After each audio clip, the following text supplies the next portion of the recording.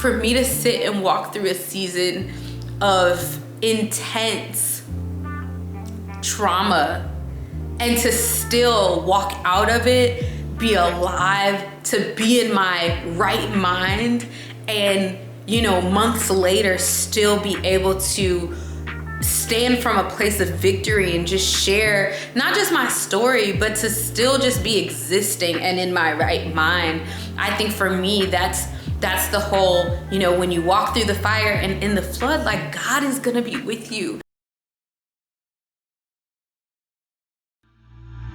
Hey YouTube, it's Candace Janae. I'm a Christian entrepreneur, author, and speaker. I spend my time traveling, spending time with family, and creating content. I love helping women build profitable businesses, so welcome to my YouTube channel. If you're feeling alone, it is totally something that you're not alone on. Many people feel alone throughout their journey, just as a human. And then on top of that, as a Christian, sometimes it can feel very stressful to feel like you're alone. And so today I'm gonna share with you 5 verses that I lean on when I am feeling alone. So welcome back to my YouTube channel. If you're new here, welcome. I pray that this video really encourages you, because I have been wanting to create more content that really it speaks to kind of where I'm at in my current journey, and just being a lot more open and authentic and raw and real about things that I've been going through. And so my goal is that as I share what I'm sharing, that it would really touch you and be with you where you're at. And so I'm Candace Janae. I run a multiple 6-figure business. I run multiple businesses, and oftentimes stress is not foreign to me. There are seasons where I feel like I deal well with stress when I'm extremely overwhelmed, but I just kind of chug it out, thug it out, and chug along. There have been several seasons of life where I have been, I've just kind of gone through and did what I needed to do, especially as a Black woman who I studied mechanical engineering in undergrad. I got my master's in business by the age of 23. I have been in very high stress situations at a very young age. And, being one of the only women of color, even in my school at the time, in the particular area of study that I was in, that was just a lot of stress in and of itself. Stress to perform, stress to, make things happen. And even as an entrepreneur, as a full-time entrepreneur now, there are many times where I'm going through situations where I feel so alone, where it feels like there is nobody that really truly understands the struggles I'm going through.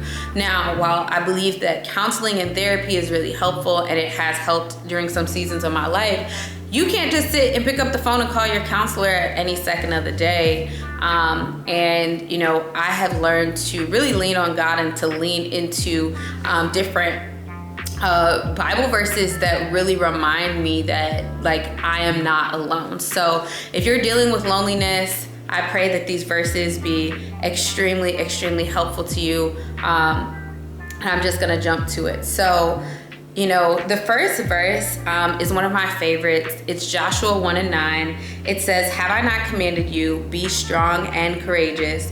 Do not be afraid. Do not be discouraged, for the Lord your God will be with you wherever you go." And for me, that is really, really huge, because I think so many times we're, backed into a corner or made to feel like we are literally alone in our journey. And I've been, especially in this past year, I've been through a season of really, really feeling the depth of loneliness. And it's not even just a loneliness of companionship or, yes, I'm single, but it's not oh my God, I just want to be wanted. It literally is feeling like I have no one to lean on, and feeling like there's no one that really truly understands me.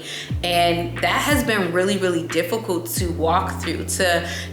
God took me on a season of elevation and really just kind of elevating my career, but I also had a lot of really hard things I was dealing with, and walking through behind closed doors. And I didn't really feel, I didn't plan on sharing this in this video, but I feel very led to share it with you guys here. But in the middle of 2021, while I was really kind of at the peak of, just acceleration with my career, I found myself in a place where I trusted someone that I should not have trusted, and ended up in a really, really traumatic situation that I would have never imagined myself in.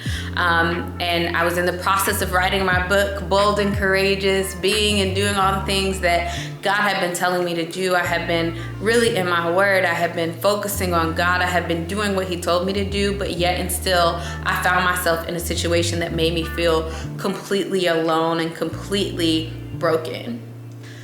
So basically in the middle of 2021, I essentially was raped, and that was the craziest thing that really hit me as an adult. Like, even though I had had a previous experience with getting raped in college, and had really gone through healing to like overcome some of the things that happened to me, just this new experience with rape made me feel extremely alone and hurt, and like I really had no escape. And even though I had friends and family that like were praying for me and that were talking to me, that didn't take away from my feelings of extreme loneliness, because I felt like it was something like this happened to me. Like, it wasn't something that happened to appear. Like, it wasn't like we could walk through this together. It was something I had to walk through alone. And I felt like, this deep, deep hurt from, feeling like, wow, here I am going on like a date expecting for me to be cared for and protected, and the person that I wanted to trust or literally completely like disrespected me and disrespected my wishes. And to be in that place and to be left with like nothing after that, it just was extremely overwhelming. It messed with my mind a ton. Like, I struggled really to like get up for about a week or two, and it was like I was kind of just going through the motions, and it was really, really stressful. And I kept feeling alone. I kept feeling backed into a corner. I kept feeling like, how am I supposed to show up and be who God has called me to be? And I literally feel alone in this situation. I feel like I was dealing with anxiety like intensely. Like, every time I would look up, I would literally be, afraid that, especially in 2021 when people are wearing masks, like my brain was like having me fear like tall people that looked like his physique, and like I was having like anxiety attacks and like panic attacks, and like at any point I felt like I could just fall out because I was afraid of being hurt and abused again. While I was grateful to have made it out of the situation alive, it still was just this thing in the back of my mind that made me feel like I was extremely alone. And, even going back to, the title of my book, which is all based in, Bold and Courageous, I had no idea, like I had already written the book, and here I was like having to walk it out and having to, remember that even though like I felt like I was alone, that God was with me. And, I don't know what you're going through. I don't know what struggles you're dealing with. Like, I don't know, but I think there are so many times in our lives where we go through things alone, where we're the only one that feels the depth of what we're going through. But, God had to remind me that like, even though the enemy wanted me to think that he wasn't there, he was. That, even though everything wasn't working out as I had planned, God was still there. And I think that what's really important is to lean into that and to trust that God literally has you in the palm of his hands. He has you, and he's keeping you, and he's protecting you. And so, you know, even in times where I just was like stressed out, overwhelmed, didn't know what to do, like, you know, just walking through this silent struggle, even though I had opened up to friends, like, and family, I felt extreme heaviness and loneliness. And you know, it just onset like depression for me in a new way. Like, I felt very held back, and I felt, you know, like it was just very hard. I wasn't able to just pick myself up out of this tough place and like put one foot in front of the other. It just wasn't that easy. And so those were the times when I was literally leaning on God for him to do what only he could do and be there. The second verse that I really, really lean on is Isaiah 43:2. Whew. It says, when you pass through the waters, I will be with you. And when you pass through the rivers, they will not sweep over you.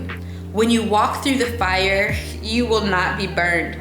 The flames will not set you ablaze.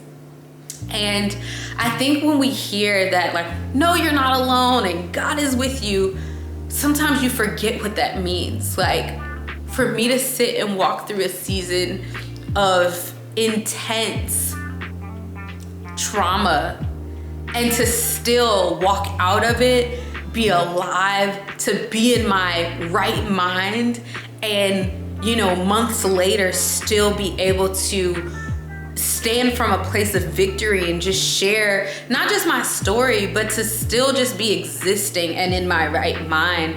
I think for me, that's the whole, you know, when you walk through the fire and in the flood, like, God is gonna be with you. And I think the crazy thing is that we think that God is often only ever in the pretty stuff, but God is also in our mess. Like, he is literally right there with us.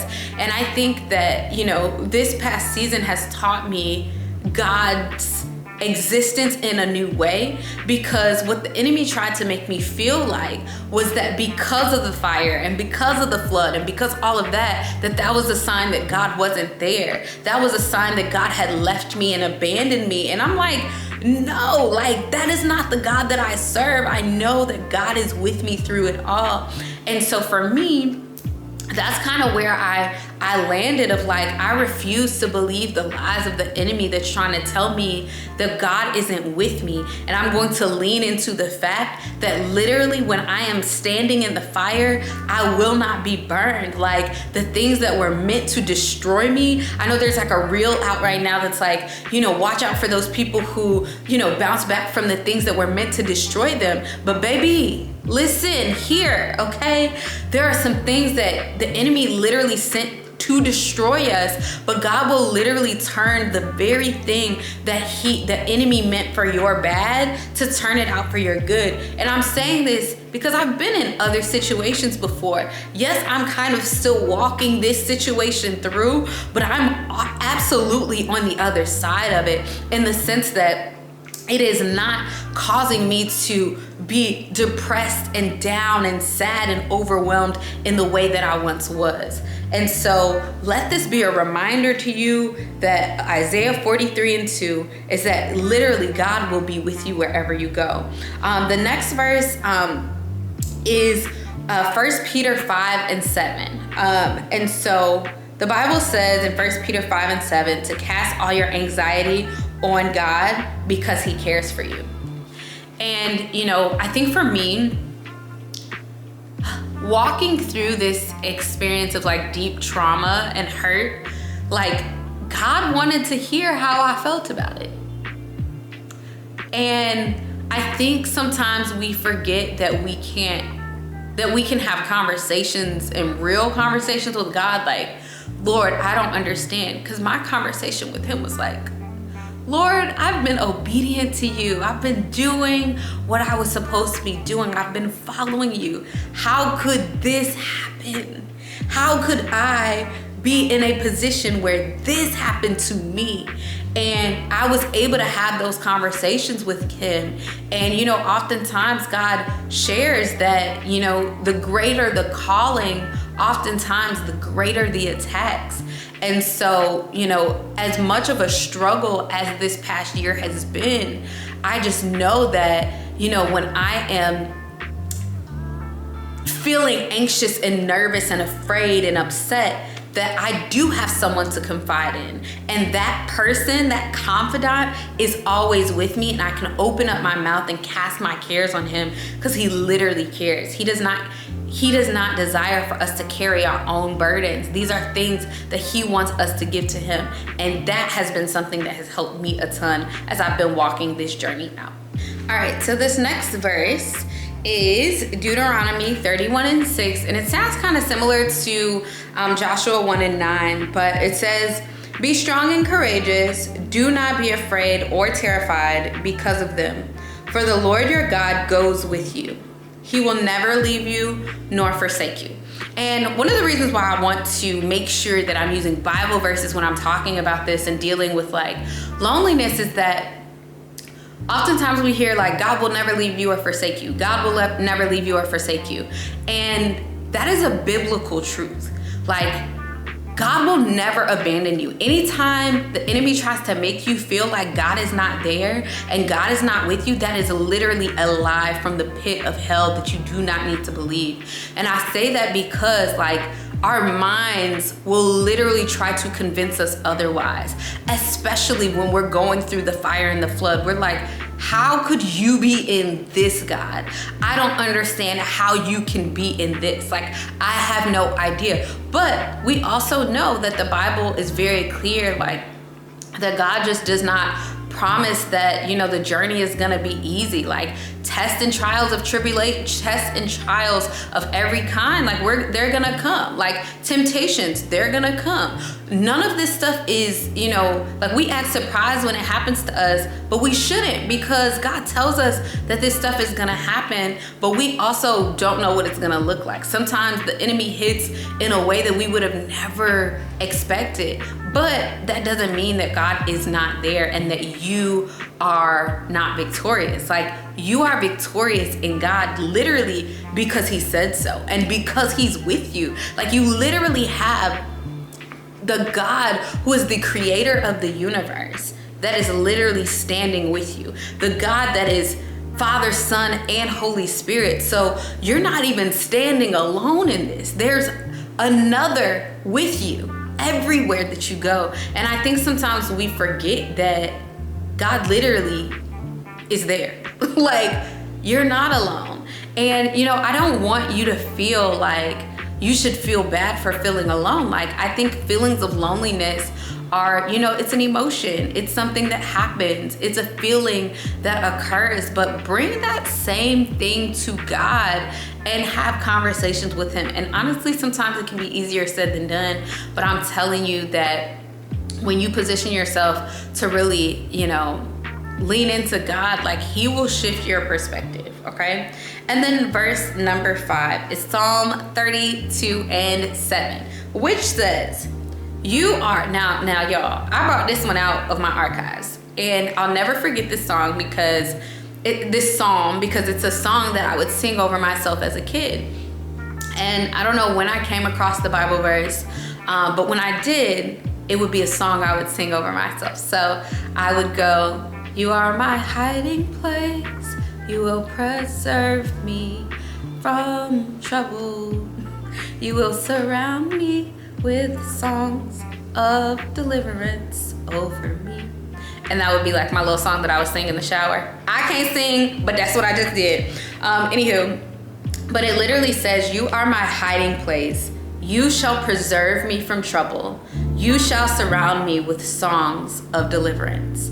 And honestly, I feel like we forget that God is a place that we can run to hide.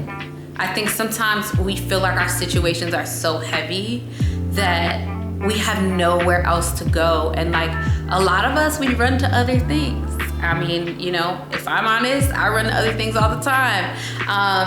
not realizing that I'm trying to hide from my situation. And for you, it could be anything. It could be, you run to other people for, comfort or relationships or romance or substances like alcohol or, smoking or like whatever it may be. Sometimes we run to other things that serve as an opportunity for us to hide from our problems. But in reality, it's like God is literally here as a place for you to hide in and for a place for you to confide in. And so I just pray that my story and my journey and what I'm sharing today is just encouragement for you to know that God is with you. And if you're new to my channel, definitely let me know down below. Let me know how this helped you. And I'll see you guys again next time on my channel.